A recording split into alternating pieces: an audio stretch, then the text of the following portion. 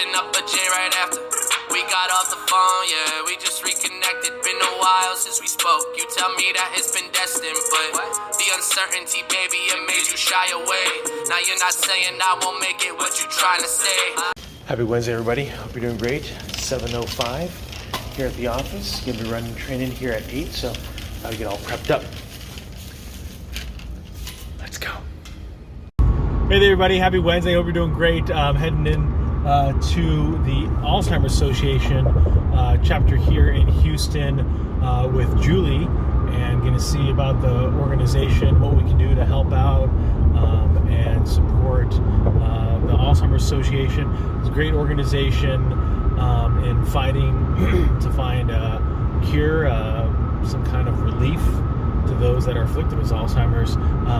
Personal note, my grandfather suffers from Alzheimer's, and he lives with my folks. He's going to be 89 years old this year, and it's tough, you know, a very vibrant personality, and yet finds himself being very secluded and keeping to himself. So it's a little tough to kind of see that change in personality, but at the same time, it's grandpa. So. And then, so the training went well, 8:30 to 10, or sorry, 8 o'clock to 9:30, and then heading over here to this meeting, and then afterwards gonna head over to Pioneer Chiropractic with one of our advisors and make the introduction, see how it can be of value to that team, that business and organization in a very confidential manner, and then was just that was a text from one of the advisors that I'm going with, Cliff, and he was like, is this lunch or is it more business? And I was like, it's more business. That's why I set it up. Ask about kind of their business, what they're doing, and where they want to go, and really put Cliff as the go-to guy to help solve their needs. And then the next step is to then have a look at what the question was, should I bring lunch? And so I was like, what do you think about bringing like I'll grab a pizza and just bring it with me, like a large pizza. We can eat that over lunch. And then, or like Jimmy John's or something, right? Something kind of quick and on the go. And then, let's see. And then I'll go back to the office. Got to still finish off entering all those people into Salesforce and keep rolling. So let's go. Sherman's out. I was listening to some great songs there, and so a lot of times on the commute, I like to make it inspirational. So I'll listen to really uplifting music, where it can kind of touch my heart, make me think about, my place in the world, and which is insignificant, just so you know. And then the other is I'll listen to the book, the scriptures on Audible, and also all the various general conferences, and then some Audible books. And the reason why I want to bring this up, sons, is that I want you to be able to make sure that your drive time is learning time, that it's spiritual, that we can surround ourselves with good things. And I was just reminded of this thought today that God had created just a wonderful place for us, beautiful hills and valleys and streams and water and lakes and beautiful animals. And it was wonderful and perfect until we let man inside. And he's watching us until we can't get it right. And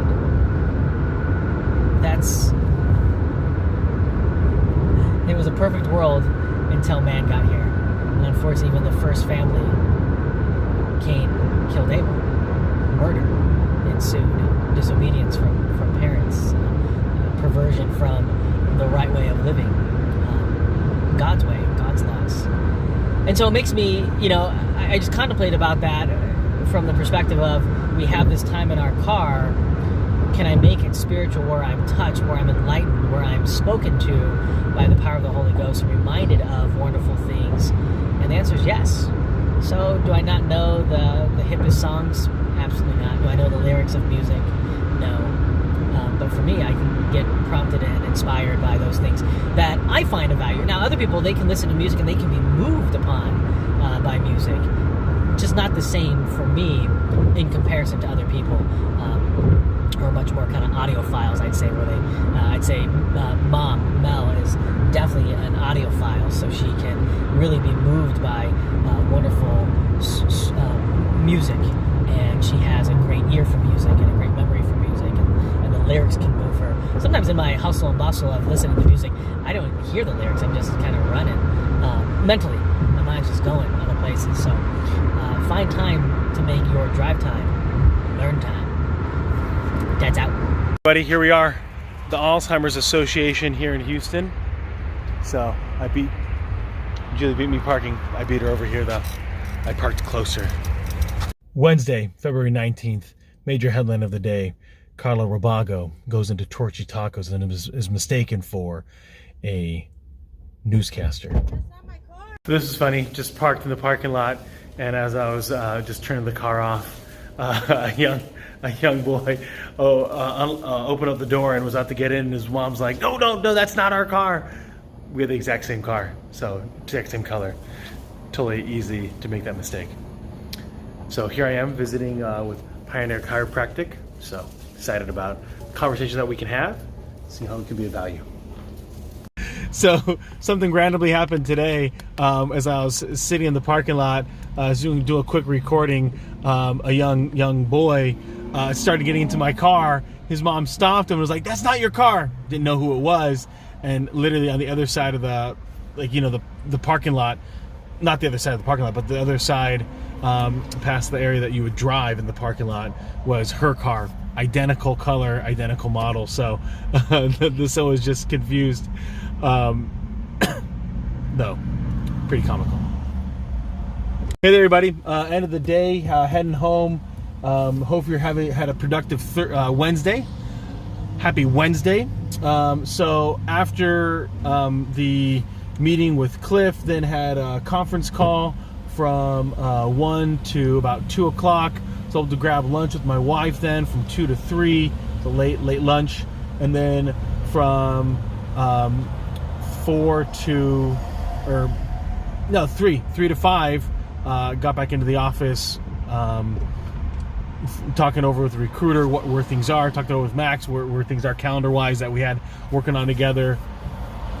And so it was a productive day.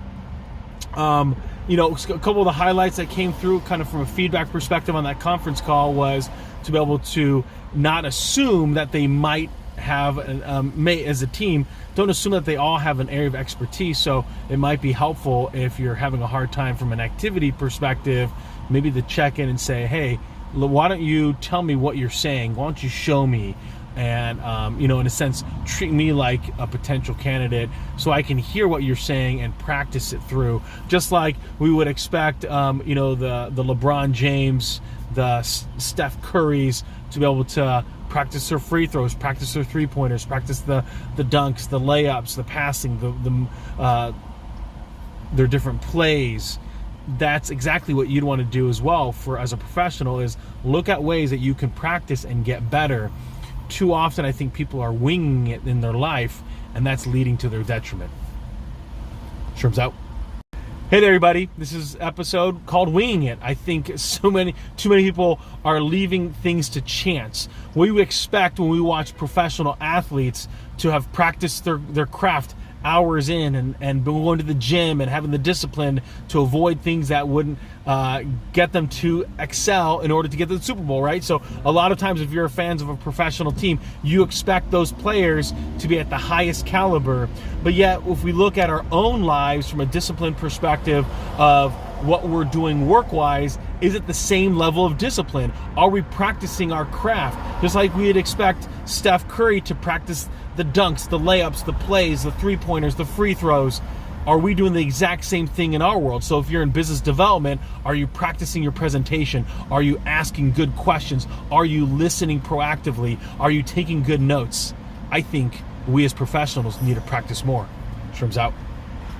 But I do this cause I live like I'ma die today. Passionate about it, you gotta have it of doubting. I got a habit of working and earning it. I am out in the city of angels. I know that they looking out for me. This is my testimony for all of y'all that been doubting me. The evidence is evident. Music is my medicine, my testament. Meant to be true to you, a legend in the making. Make the best best of every moment. Cause nothing lasts forever, but forever I'll be focused. Focus on a now.